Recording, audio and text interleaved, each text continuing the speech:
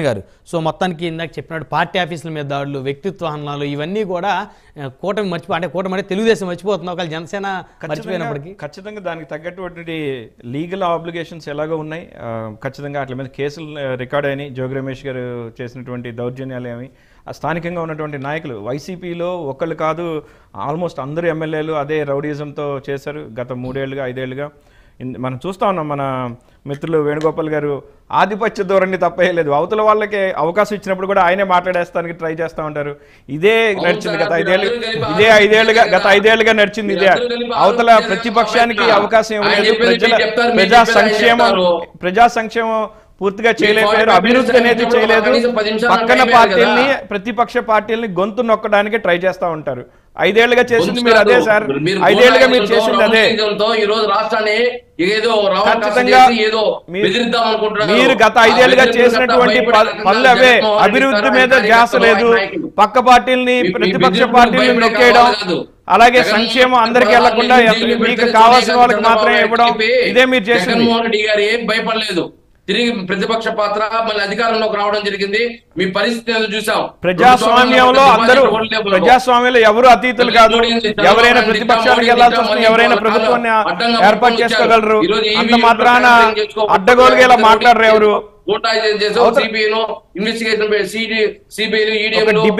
Debate లో ఎలా మాట్లాడాలో ఆలోచించండి సార్. వేణుగోపాల్ గారు ఆగండి. మీ సమయం వచ్చినప్పుడు మాట్లాడదురు. రామకృష్ణ గారు కంక్లూజన్ ఇవ్వండి. సో మొత్తానికి వైసీపీ అధికారంలోకి వస్తే మళ్ళీ కూటమి కష్టాలు తప్పవు కదా. ఏమండి వైసీపీ మళ్ళీ అధికారంలోకి వస్తే కూటమి వైసీపీ అధికారంలోకి రావట్లేదండి. ప్రజలు ఆల్రెడీ ఎగ్జామ్ రాస్తారు. దీనికి ఆల్రెడీ ఓట్లు వేస్తారు. కూటమికి ఓట్లు వేస్తారు. కూటమిని ఖచ్చితంగా గెలిపిస్తున్నారు. మనకి ఏ సర్వే తీసుకున్నా ఎవరిని అడిగినా ఇదే చెప్తా ఉన్నారు. వైసీపీ నాయకులు కూడా అంగీకరించారు. ఖచ్చితంగా మీరు చెప్పినట్టుగా చాలా హాస్యాస్పదంగా ఉంది. పవన్ కళ్యాణ్ గారు మీద కూడా ఒక ప్రశ్న సమాధానం చెప్పండి. పిఠాపురంలో కూడా వైసీపీ గెలుస్తుందని వైసీపీ నేతలు ప్రచారం చేస్తా ఉన్నారు. సో దాని మీద ఏం చెప్తారు? పిఠాపురంలో కూడా వైసీపీ గెలుస్తుందంటే వైసీపీ నేతలు మాట్లాడుతున్నారు. సో మీరేం చెప్తారు? పవన్ కళ్యాణ్ చెప్పారు నా సభలకు వస్తారు.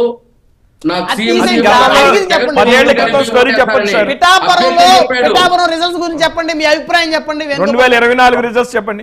నా అభిప్రాయం చెప్తున్నాను సార్. పవన్ కళ్యాణ్ కే నమ్మకం లేదు. ఆయన సభలకు పోతారు కానీ మాట్లాడుతున్నారు సార్. మీరు అసలు ఏం మాట్లాడుతున్నారు సార్? మీరు మీ మీద మీకు నమ్మకం లేకుండా మాట్లాడుతున్నారు. మీరు మాట్లాడేది అబద్ధం అసత్యం అని తెలిసి కూడా మాట్లాడుతూ ఉన్నారు. కాదు మీరు మాట్లాడేదాళ్ళు ఏం నిజం లేదా కూడా వేణుగోపాల్ గారు స్ట్రైట్ గా చెప్పండి. మీ అభిప్రాయం స్ట్రైట్ గా చెప్పండి. వేణుగోపాల్ గారు అసెంబ్లీ గేట్ తాకని ఉన్నారు పవన్ కళ్యాణ్ గారిని. సో ఇష్టానుసారంగా మాట్లాడారు. సో ఇప్పుడు మీ కాన్ఫిడెన్స్ వైసీపీ అధికారంలోకి వస్తుందన్నారు. సో పిఠాపురం పరిస్థితిని అడిగా నేను. సింగిల్ వార్డులో చెప్పండి. అదే సార్ ఎవ్వరూ ఆపలేరండి పవన్ కళ్యాణ్ గారిని. పవన్ కళ్యాణ్ గారు అసెంబ్లీలో అడుగు పెడుతున్నారు. భారీ మెజారిటీతో అడుగు పెడుతున్నారు.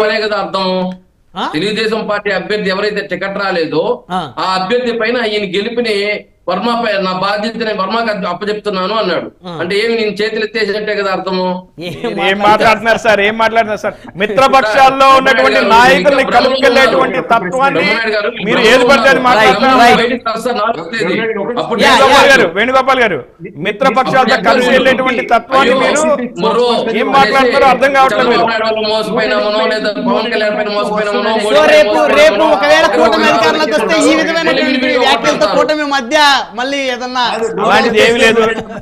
ఒకటే ఒకసారి అడగండి వైసీపీ సోదరుడి. 175 అన్నారు కదా, అక్కడ ఇంకా ఉందా మీకు? మీరు ముందు డిపాజిట్ తెచ్చుకోండి సార్. మీరు ప్రశ్నలు అడిగేదాంట్లో రెడీ. 2014 ఇచ్చిన హామీలు ఎందుకు అమలు చేయలేదు అంటే దానికి సమాధానం చెప్పలేదు. సో ఇప్పుడు 175 కాదు, ఆ కాన్ఫిడెన్స్ లేదు. నిన్న జగన్మోహన్ రెడ్డి గారు మనం చెప్పారు కదా, గతంలో కన్నా మెరుగ్గా వస్తాయి ఫలితాలు. దేశం మొత్తం కూడా మన వైపు చూసే ఫలితాలు వస్తాయి. ప్రశాంత్ కిషోర్ ఊహకందనటువంటి ఫలితాలు వస్తాయని ఆల్రెడీ జగన్మోహన్ రెడ్డి గారు చెప్పారు. చూడాలి సార్. బ్రహ్మనాయుడు గారు దేశం మొత్తం కూడా మన వైపు చూసే ఫలితాలు వస్తాయి అన్నారు కదా జగన్మోహన్ రెడ్డి గారు. సార్ 4వ తేదీ వరకు ఓపిక పట్టండి సార్. ఎందుకు హడావిడి చేస్తారు? ఇప్పుడు దీపక్ రెడ్డి గారు మిమ్మల్ని అడిగింది ఏంటి? మొన్నటి వరకు వైనాడు 175 అన్నారు కదా, వీళ్ళెందుకు హడావిడి చేస్తారో అర్థం కావడం లేదు. 175 కాన్ఫిడెన్స్ ఏమైంది మీలో అని అడుగుతా ఉన్నారు దీపక్ రెడ్డి గారు. ఖచ్చితంగా సార్. ఇప్పుడు మేము స్టేట్ ఫస్ట్ రావాలనే మేము ప్రయత్నం చేశాం. స్టేట్ ఫస్ట్ వస్తుందని రావట్లేదని అర్థమైపోయింది. కానీ ఏ తీర్పిస్తారు చూద్దాం. చంద్రబాబు నాయుడు గారు ఓడిస్తా ఉన్నారు కదా సార్, కాపాడుకోలే ప్రయత్నం చేయమని చెప్పి చూద్దాం. కాదు వేణుగోపాల్ ఫస్ట్ వస్తారా లాస్ట్ వస్తారా 4వ తారీఖున చూద్దాం. ఇక్కడ వేణుగోపాల్ గారు ఒక విషయం వినండి. రిజల్ట్స్ రాలేదు. ఇక్కడ ఉన్న సభ్యులందరూ కూడా ఎవరి పార్టీ వాళ్ళు, ఇప్పుడు రామకృష్ణ గారు ఆయన పార్టీ ఆయన కాన్ఫిడెన్స్, అదేవిధంగా దీపక్ రెడ్డి గారు వీరి కూటమి కాబట్టి వారు కాన్ఫిడెన్స్ లో వారు ఉన్నారు. కానీ మీరు గతంలో 175 వైనాట్ అన్నారు. కుప్పంలో చంద్రబాబు నాయుడు గారు ఓడిస్తున్నాం అన్నారు. పవన్ కళ్యాణ్ గారిని అసెంబ్లీ గేట్ దాటనేమన్నారు. అసలు లోకేష్ గారికి డిపాజిట్లు రానివన్నారు. సో ఈ కాన్ఫిడెన్స్ లెవెల్స్ అని ఏమై అనేది కదా ఈ రోజు ప్రజలు అడుగుతున్న ప్రశ్న. సో దాని గురించి కాన్ఫిడెన్స్ లెవెల్స్ ఉన్నాయి కాబట్టి మేము ఏదైతే సానుకూలంగా స్పందిస్తుంటే వీళ్ళు ఏ విధంగా దుర్మార్గంగా ఏదైతే పోలింగ్ స్టేషన్స్ లో దౌర్జన్య అధికారులను అడ్డం పెట్టుకొని ఎన్నికల అధికారిని పోలీసులను అడ్డం పెట్టుకొని రాష్ట్ర ప్రజలందరూ చూడడం జరిగింది. రిగ్గింగ్ చేశారంటారా మీరు? అరాచకాలు చేశారు చూసాము. పోలీసులను రిగ్గింగ్ చేశారని అంటారా మీరు? వాళ్ళ పార్టీ వాళ్ళు రిగ్గింగ్ చేశారని ఆయన ఎలా ఒప్పుకుంటారు సార్? కూటమి నేతలు రిగ్గింగ్ చేశారని ఆయన అభిప్రాయం వాళ్ళ పార్టీ. సార్ ఇప్పుడు చంద్రబాబు నాయుడు ఎందుకు ఒంటరిగా నిలబడలేకపోయాడు జగన్మోహన్ రెడ్డి ముందు? నిలబడలేకపోయాడు. ఓట్లు చీలనేమో జగన్మోహన్ రెడ్డి గారి వ్యతిరేక ఓట్లు చీలనేమో వంగలేమో అని చెప్పారు కదా, మరి ఒంటరిగా నిలబడి పోరాడమని చెప్పుండేది. వాళ్ళు చెప్పిందే కదా, ఓట్లు చీలనేమనే కలిసి పోరాటం చేశారు. అదే ఇప్పుడు ఓట్లు చీలనేమంటే ఇక్కడ వీళ్ళు ఎక్కడ డిపాజిట్ రావని బాధ, కలిస్తే అన్న డిపాజిట్లు వస్తాయని. ఇది చరిత్రలో ఎప్పుడు జరగనటువంటిది కాదు. కలిస్తే అన్న డిపాజిట్ అన్న కాపాడుకోవాలి. ఆ డిపాజిట్ ఇప్పుడు రావని కదా. ఈ రోజు పవన్ కళ్యాణ్ అయితే పవన్ కళ్యాణ్ 2014 విడిగా వచ్చాడు. డిపాజిట్ వచ్చాయా? ఎన్ని చోట్ల గెలిచాడు? 130 చోట్ల ఉండిపోతున్నారు. వేణుగోపాల్ గారు 2024లోకి రావాలి. ఆయన గెలిచాడు. వేణుగోపాల్ గారు మీరు 2024 మెట్టు ఒక్కొక్క మెట్టు ఎక్కి వస్తారు. వారు కూడా అలాగే వచ్చారు. బీజేపీకి ఎన్నికయ్యి ఈరోజు బీజేపీ ఎందుకు అడ్డం పెట్టుకున్నారు? 0.85% బీజేపీని అడ్డం పెట్టుకున్న అధికారం కోసం అడ్డం పెట్టిన అధికారం కోసం 10 సీట్లు ఇచ్చి పురంధేశ్వరి గారు చంద్రబాబు నాయుడు చేసింది ఇచ్చినట్టు చూపిమంటే నేను చూపిస్తున్నాను. వాళ్ళ మీద మేము ఈసీ కంప్లైంట్ ఇచ్చినాం, ఇన్ని బూతుల్లో రీపోలింగ్ కావాలని. సార్ ఆపండి సార్, మీ దుర్మార్గ చర్య, మీ దౌర్జన్య చర్య రాష్ట్ర ప్రజలకు తెలియదు అనుకుంటున్నారా? ఈ రాక్షస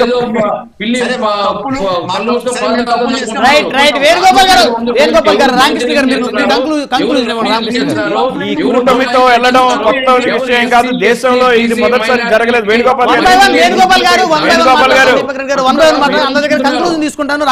వేణుగోపాల్ గారు ఒక్కసారి వినండి. కూటమి అనేది మొదటిసారి కాదు, దేశ చరిత్రలో అనేక సార్లు జరిగింది. ఇది ఆధునిక భారతదేశంలో చరిత్రే కాదు. మనం చరిత్ర తిరగేస్తే రాక్షసుడి, ఒక భయంకరమైన రాక్షసుడి మీద దేవతలు కూడా కలిసికట్టుగా వచ్చారు. అదే ఇది 2024 ఒక భయంకరమైన రాక్షసుడు జగన్మోహన్ రెడ్డి. ఆయన్ని ఎదిరించడానికి కూటమి అనేటువంటి దేవతలు కలిసి వచ్చారు, కలిసి గెలుస్తున్నారు. పవన్ కళ్యాణ్ ఎందుకు మోడీని తిట్టాడు?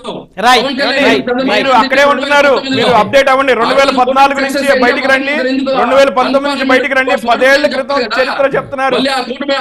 2024లో ప్రజలు అంతిమ తీర్పు ఇచ్చారు. మీ ప్రభుత్వం ఏమి చేయలేకపోయింది, ప్రజాసేవ చేయలేకపోయింది, అందుకే ఓడిపోతుంది. ఇది గుర్తుపెట్టుకోండి.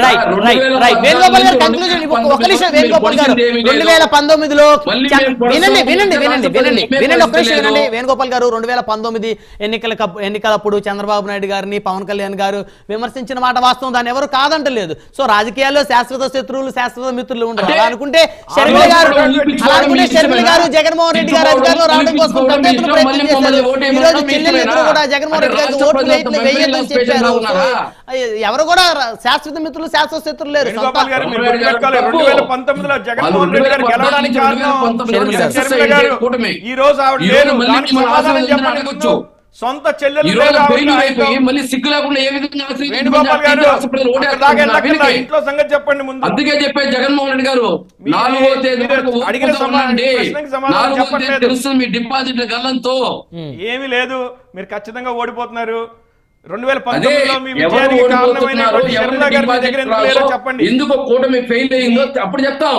2014లో ఎందుకు కూటమి ఫెయిల్ అయిందో ఇప్పుడు మళ్ళీ 2024 తిరిగి వచ్చి ఆశీర్వదించమంటే మీకంటే సిగ్గు లేదు, రాష్ట్ర ప్రజలకు సిగ్గు లేదా ఓటేసేదానికి? అయ్యో, వాళ్ళు మీరు ఎందుకు రాష్ట్ర వేస్తారు ప్రజలను ఓట్లు? నిందిస్తారా? ప్రజల జోలికి వాళ్ళు ఎందుకు వెళ్ళకండి. వేస్తారండి వాళ్ళ ఓట్లు? వల్ల మీరు మీకంటే సిగ్గు లేదు. ఒకరినొకరు అన్పార్లమెంట్స్ వాడుకున్నారు, వచ్చారు. సార్, మీరు ఎన్నికలకు ప్రజల జోలికి వెళ్ళకండి. ముందు ఆల్రెడీ ఆలోచించండి. మీ ఆవేశానికి కానీ కారణం రాష్ట్ర అదే. ప్రజలు మీ మాటలు నమ్మే పరిస్థితి లేరు. అదే రాష్ట్ర ప్రజల ప్రజలు మీ తీర్పు అదే మాటలు కలిగి నమ్మే వేణుగోపాల్ పరిస్థితి గారు, లేదు. మీ రెడ్ మాటలు బుక్ లోకి నమ్మే ఎక్కుతారు మీరు, పరిస్థితి చూసుకోండి జాగ్రత్తగా. కనీసం డిపాజిట్ వేణుగోపాల్ గారు, పరిస్థితి లేదు. రెడ్ బుక్ లోకి ఎక్కుతారు, జాగ్రత్తగా చూసుకోండి మరి ముందు. సార్ బ్రహ్మనాయుడు గారు, ఇప్పుడు చంద్రబాబు నాయుడిని మేము విమర్శించాలనుకున్నా, మోడీ ఏం విమర్శించాడు, పవన్ కళ్యాణ్ ఏమేమి విమర్శించాడు చూసాం. 2024లో జగన్మోహన్ రెడ్డి గారిని షర్మిల గారు విమర్శించింది ఒకరినొకరు ఏ విధంగా అవినీతి ఆరోపణలు వాళ్ళు మాట్లాడుతున్నారు చూసాం.